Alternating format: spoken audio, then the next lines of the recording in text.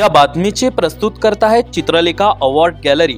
Chitralekha award गॅलरीमध्ये सर्व प्रकारच्या आकर्षक ट्रॉफी, मेडल, सर्टिफिकेट उपलब्ध। आमचा पत्ता खामगाव बँक समोर, अप्रोच रोड, वरुड।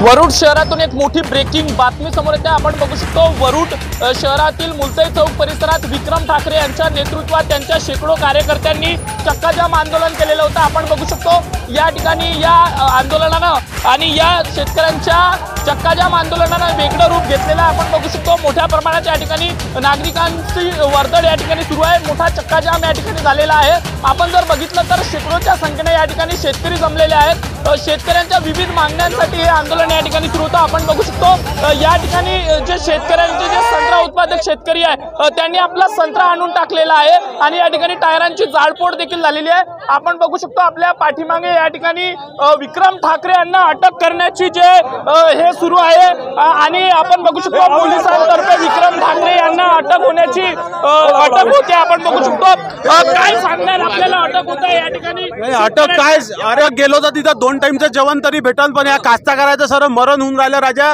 50-50 लाखाचे बगीचे 5 लाखाले कुत्र विचारायला त्या ठिकाणी तयार नाही आहे। त्याच्यामुळे हे पवित्र सर युकेले घेऊन मला करा लागून राहिली।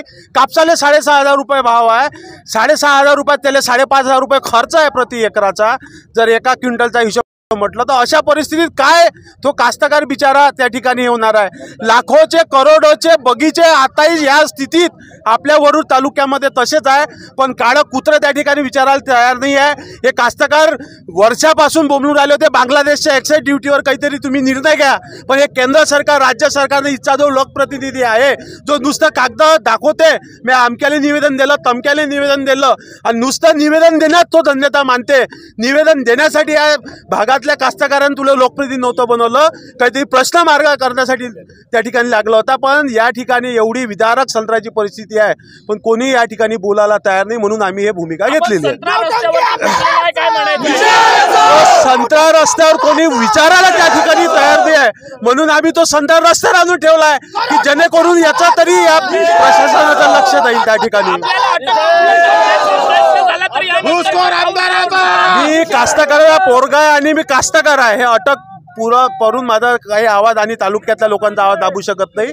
याच्या समोरही उग्र आंदोलन आम्ही त्या ठिकाणी केल्याशिवाय राहणार नाही। बघू शकतो या आंदोलनाने आता वेगळं रूप घेतलेलं आहे। आपण बघू शकतो या ठिकाणी विक्रम ठाकरे यांना अटक होण्याचा जो प्रयत्न सुरू आहे, त्यांचे शेकडो कार्यकर्ते त्यांच्या सोबत आहे। मला अटक जरी झाली तरी मी या आंदोलनाचा पवित्र मात्र सोडणार नाही, यानंतरही यापेक्षा तीव्र स्वरूपाचं आंदोलन मी करणार, अशी प्रतिक्रिया त्यांनी दिलेली आहे। आपण बघू शकतो सध्या शेकडोच्या संख्येनं हे नागरिक या ठिकाणी सर्व जमलेले आहेत। बघू शकतो मोठा पोलीस बंदोबस्त या ठिकाणी आहे। मागील 1 ते 1.5 तासापासून या ठिकाणी हे आंदोलन सुरू होतं आणि या आंदोलनानं आता एक वेगळं रूप घेतलेलं आहे। आपण बघू शकतो माझ्या पाठीमागे विक्रम ठाकरे यांना अटक होते आहे। कॅमेरामॅन ओम सुरपाटनेसह विनाश बनसोड, वरुड।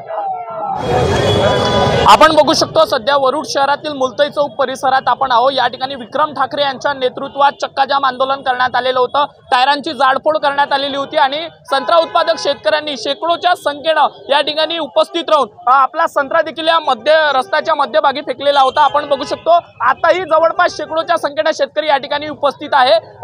माजी सभापती विक्रम ठाकरे यांना पोलिसांनी अटक केलेली असून त्यांच्या कार्यकर्त्यांना देखील अटक केलेली आहे।